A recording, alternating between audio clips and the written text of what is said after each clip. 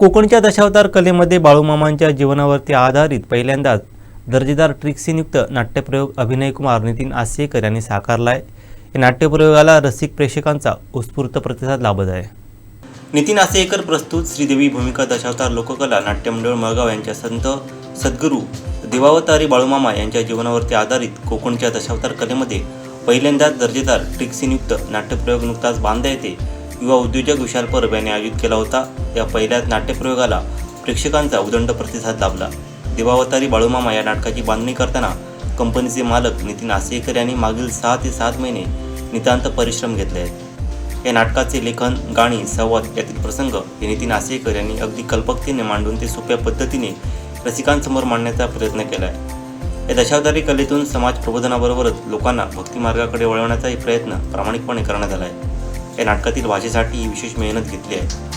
बाळूमामा या दर्जेदार नाट्यकृतीमध्ये स्वतः अभिनयकुमार नितीन आसेकर ही बाळूमामांच्या भूमिकेत असून त्यांच्यासोबत संतोष चाळके, सुशील रेडकर, रमेश खोत, मंगेश साटम, संतोष नाईक, दीप निरपुण, देवेश कुडव, साहिल कळगुटकर, श्रीधर सावने लौकिक प्राप्त कलाकार आहेत। तसंच या नाट्यप्रयोगाला हार्मोनियम सिद्धेश राऊळ पकवाज, प्रकाश मेसरी, तालरक्षक कुणाल परब यांनी अप्रतिम संगीत साथ केली।